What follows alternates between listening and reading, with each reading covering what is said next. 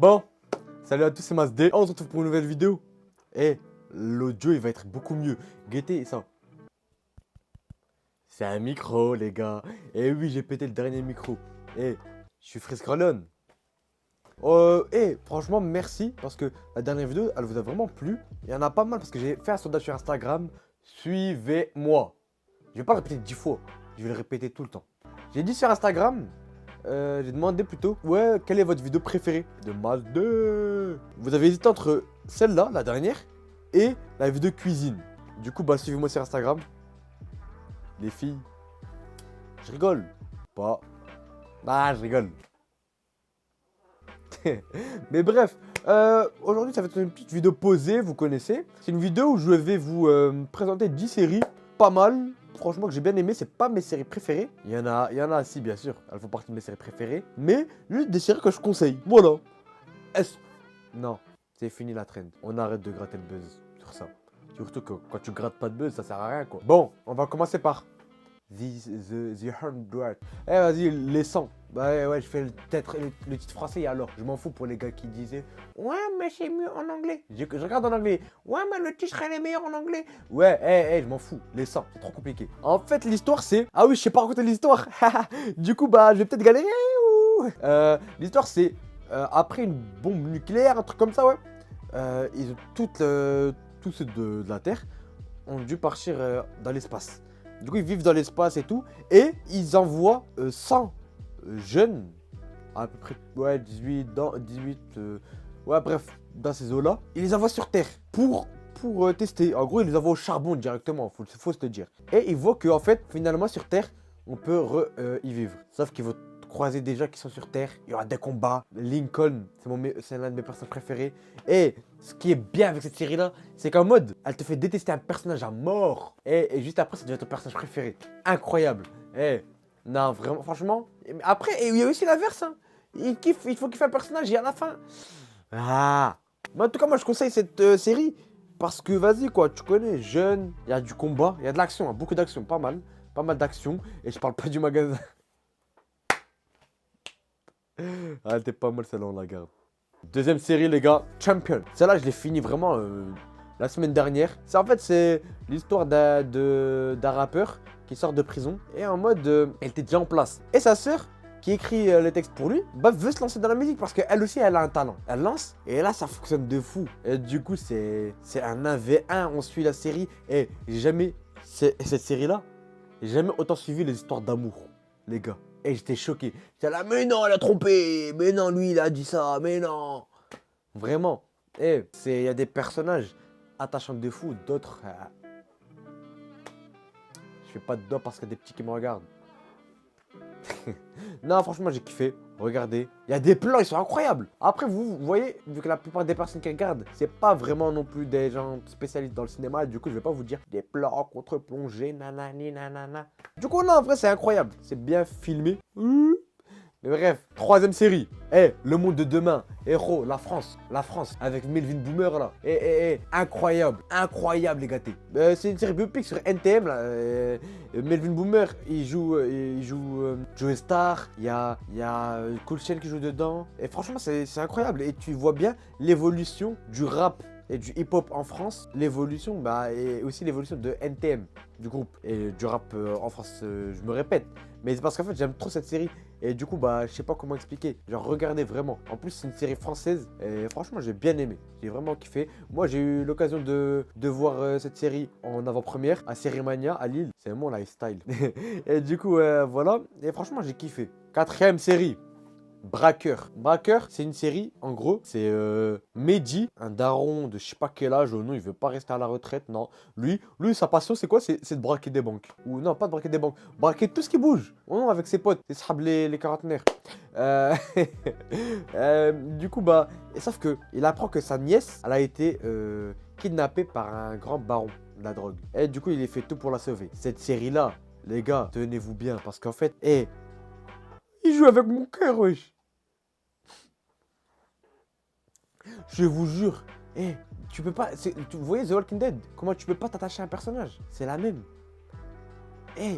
C'est une dinguerie, l'histoire elle tue. Il y a Bakary Djombera qui joue dedans. Il joue dans Banlieusard, je sais plus comment il s'appelle le personnage. Noumouké. Du coup voilà. Non franchement j'ai kiffé. Mon personnage préféré ça restera Tony Tonic.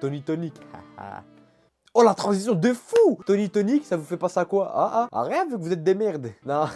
Une bonne transition pour la 5e série, je crois, ouais. Le Flambeau. Encore une série française. Cette fois comique. Parce que n'empêche, il n'y a pas que des séries drame ou d'action qui sont bien, tu vois. Il y a quand même pas mal de séries comiques. Et je parle du Flambeau. Flambeau écrit par Jonathan Cohen. Et Tony Tonic, bien sûr, c'est Ramsey qui est à l'intérieur. Franchement, j'ai bien aimé. C'est la suite. Enfin, c'est un peu comme une saison 2, mais une série à part. De La Flamme. La Flamme, c'était... je conseille aussi. C'était Marc, joué par Jonathan Cohen, qui cherche l'amour, genre comme dans une émission télé. Et voilà. Et là, c'est la saison 2, mais c'est, comment dire, Koh-Lanta.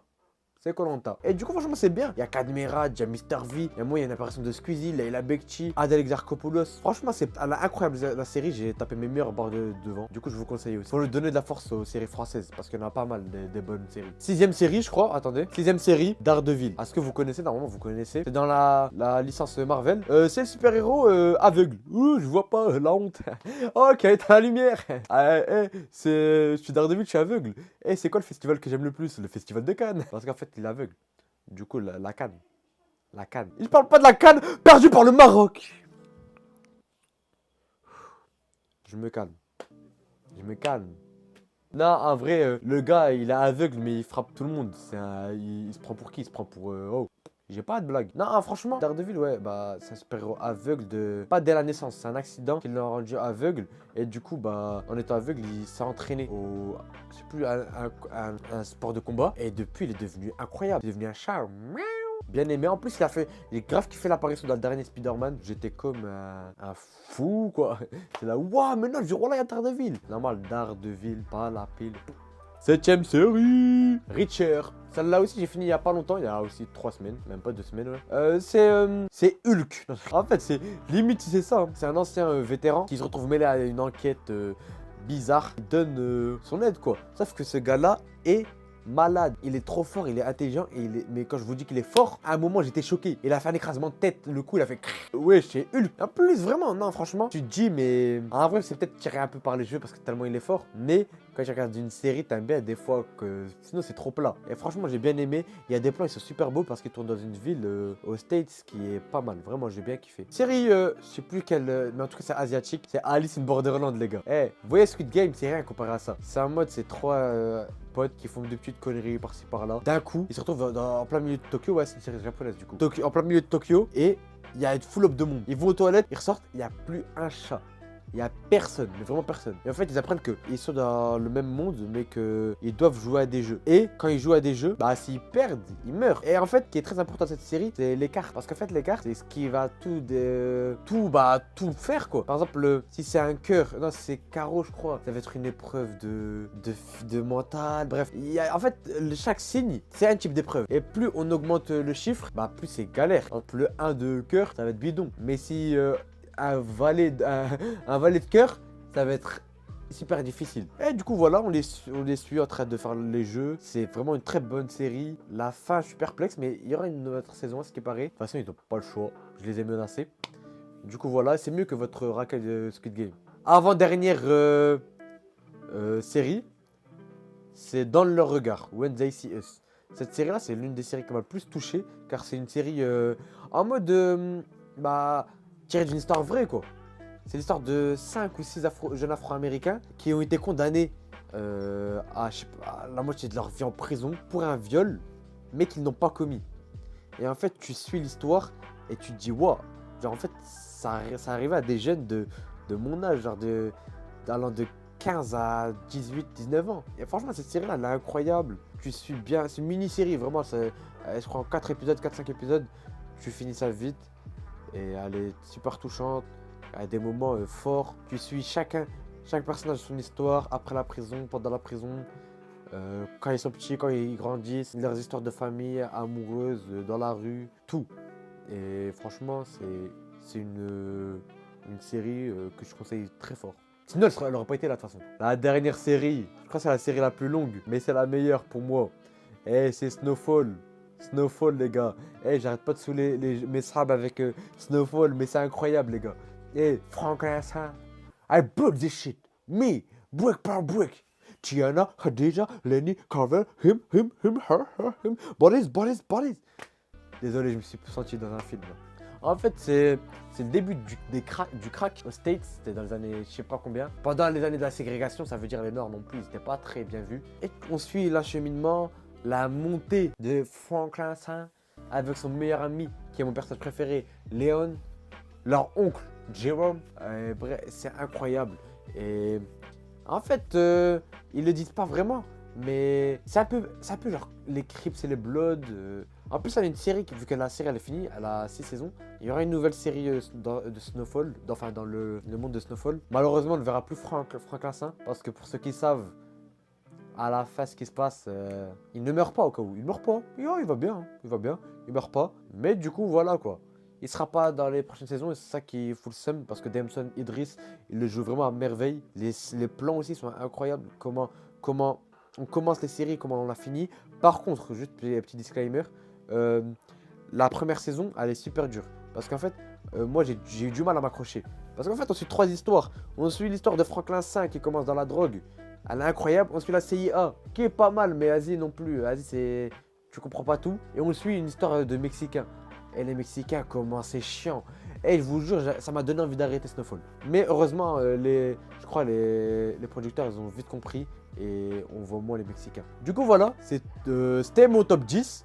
J'espère que vous avez kiffé la vidéo. Dites-moi si vous voulez cette version-là, mais version. Cette vidéo-là, version film, mes films préférés. Et du coup, bah voilà. C'était Masdé. Abonnez-vous. Instagram, TikTok, Twitter, tout. C'était Masdé. Ciao. Les gars, je suis de retour.